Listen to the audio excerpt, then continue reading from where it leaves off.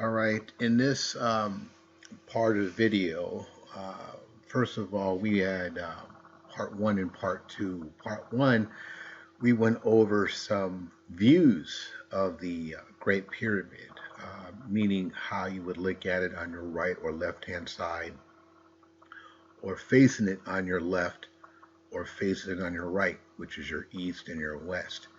And then looking up towards the north and south, the direction of where the shafts or the small windows and entrance is within inside the Great Pyramid.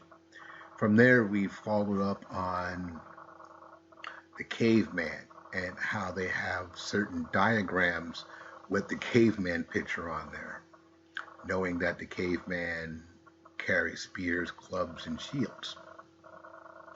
Then from there, we went through and followed the other diagram of Noah's Ark and how we compare the measurements that's written in the religious book, the Bible, and compare that to the Ark from what they're telling us a boat, which didn't match up. And then we went ahead and matched those same measurements with the Great Pyramid. All right, so this following video, I'd like to go ahead and go back over the caveman and within the so-called stars, the Palladium system, the Orion system, and a few other new terms you may not know of. So I want to go ahead and talk about that. Yeah, this caveman thing, it's pretty big in the stars. I'm thinking that it was Greek, but it's really not. It's really a caveman. When you go back and look at it for yourself, you'll see what I mean.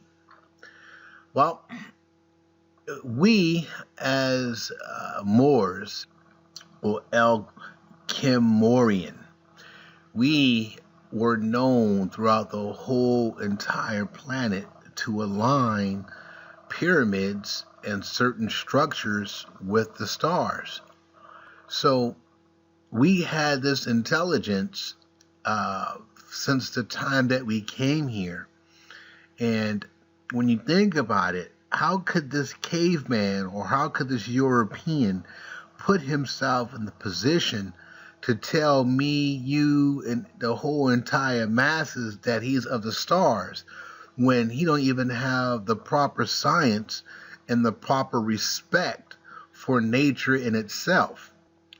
When we go back and look at certain diagrams, especially the zodiac, we basically created the zodiac with our faces plastered all over the walls of Kemet, especially on the ceilings. I don't know what temple this is, but if you go ahead and search it, you'll see what I mean.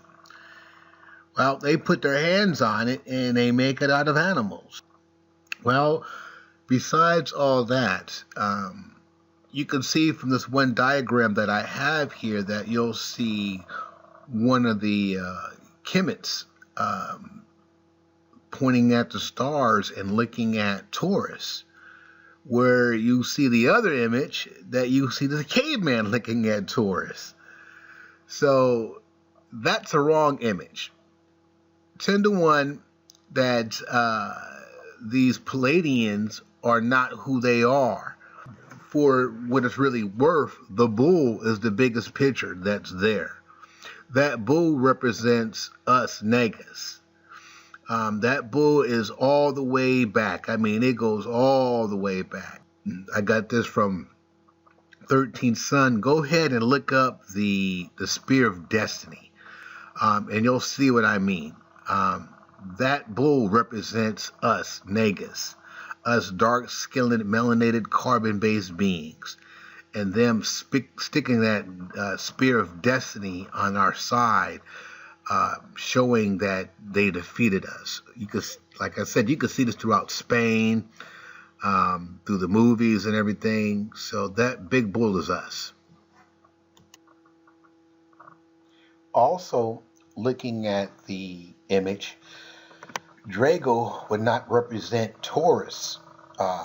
because Taurus is the bull, which represents us. Now let's look at this in a logic sense. We have Sirius and Orion on the left, which is the south, representing the caveman. That's not true. We are not the caveman. We would be the Netaru. Okay, so we'll be the Naga. Looking to the right, we have Drago, or the so-called Palladian system, which is the north. Remember, the caveman came from the north. Makes sense? And he invaded and came down to the south. In other words, he came down to Kemet and other different parts of those regions, conquering and destroying things. So now, since we have the south versus the north, Drago again represents the Palladian, or the so-called plague. Get it? The plague, the German. So the Drago will also represent Dracula. Dracula. So this star system came down and invaded the Earth sometime way back in ancient history. So now, I think that this was a second case thing. After we established what we established, they came and invaded and came down somewhere, most likely being fourth dimensional beings. We would be also fourth dimensional beings headed towards the fifth dimension, which we're in right now. So these fourth dimensional beings would be trapped here on this realm, which is the Earth. And the Earth is the lowest realm in the whole entire universe. So basically speaking, Earth is also equivalent to hell. So we are in hell right now at this moment. So if you go out and read throughout history and search for yourself, you'll see that we had a lot of quote-unquote North and South wars on this planet. Okay, before we go on to talk about the battle, I'd like to talk a little bit about the Orion system. If you look closely, we have 1, 2, 3, 4, 5, 6, 7. 7 major stars or suns or planets within this Orion system. Kind of sounds like your basic 7 chakras, don't it? Well, let's talk about this drawing that I have up on here. First, let's start with the north side, which they call the Palladian side. First of all, if they are ancient, they would know all these things. If not, then they're going to pretend. So they're going to tell you that they so-called Palladians when they're really not. Now, however, if you think about it, since this is dealing with dimensions, and since Draco or Dracula is one of those part of that system, then that means that this system is most likely a 4D system or a 4-dimensional system, which allows these so-called demons to come here on this lower realm. They can't fly down here because they don't have that type of knowledge. So they can only use those who are low vibration in order to have them manipulate them and tell them to do what they need to do in order for them to come down here. And most likely it's the European who has the low vibration. And this is who they use mostly. Now, if you are a melanated carbon-based being and you are vibrating low, guess who's going to try to attack you as well? The same fourth dimensional demons. Now, since we have this north side, now let's take a look at the south side. South side is eternal. That means that's where you're supposed to go. That's home. That's home sweet home. Sirius. Get it? Sirius. Home sweet home. Now, if you look at the Orion system that we talked about earlier, like a few minutes ago, you'll see that the Orion system is part of that heavenly realms. Now, let's go down below. Here we have Geb, the Phoenix, and Ben stone. Well, your stone is your pineal gland. That's who you are. You are a walking pyramid. Pyramid.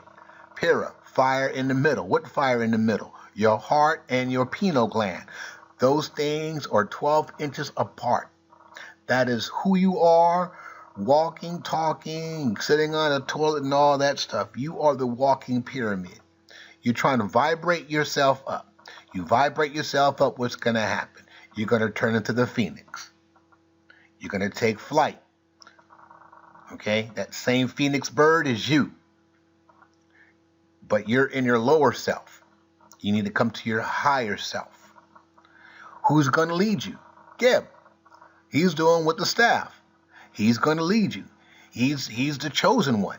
He's the one who's going to help you and prepare you and bring forth to you the knowledge and wisdom that you need in order for you to vibrate high enough. So that way you can ascend back to where you came. So the same war that we have here on this planet is the same war that we're having outside of ourselves. In other words, out of our mind. So the more we go eternal, get it eternal.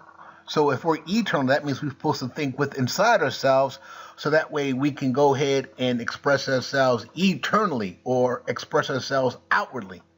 So if we're not looking inside ourselves, we are looking outside of ourselves. Therefore, we're causing chaos, wars, warship, war against us and war against those who come along with us. Since these higher powers, which is the government that is causing all this problem, since they're the ones who's starting all the wars, and if we start a war, what's going to happen? We're going to vibrate just as low as they are. So, if we vibrate high enough, and when we do vibrate high enough, we wouldn't have to worry about all these things. We wouldn't have to worry about putting our finger, putting our hand on anybody, even though you may think that that's not right, but these are the facts. If we having wars here, and that there's wars out there within above us in the universe, let them take care of that. That's what they need to do. So if they take care of that, then that's up to them. We are here on this planet to take care of ourselves. So once we take care of ourselves, then we can go ahead and vibrate and then ascend to that higher realm. That way, we don't even have to worry about none of this stuff. So nature in itself is going to take care of you because you are a natural being. You are an eternal being. You are a walking pyramid. You are an earth, a star, and a sun, a walking universe. So if you are focusing on yourself, the deep part of yourself, then you won't have to worry about none of the stuff that this European wants you to do. He wants you to put his hand on him. He wants you to just, cause you to honk your horn at somebody. He wants you to cuss him out. He wants you to do all these things. I'm not mad at them. I have no really reason to be mad at them. I can't put my whole entire focus on someone and allow myself to, to descend like that. Shoot, I'm here for one purpose only, and that is for me to allow myself to vibrate high enough to sink in with nature so that way I can get off this realm, this hellish realm, this earth. Now, as much as I love the earth's got to do her thing. She's gonna give a new birth, and I want to be part of that new birth with her. Now, if she has labor pains, I want those labor pains. I want to feel those labor pains with her. Now, if she has a miscarriage, what is going to happen to the child? Just like a woman having a child, if a woman has a miscarriage, what happens to the child? Case closed. So I don't want to be part of that miscarriage that the earth is going to have. I want to be part of her. So when she does her thing naturally, then therefore I can do my thing naturally because I'm one with Mother.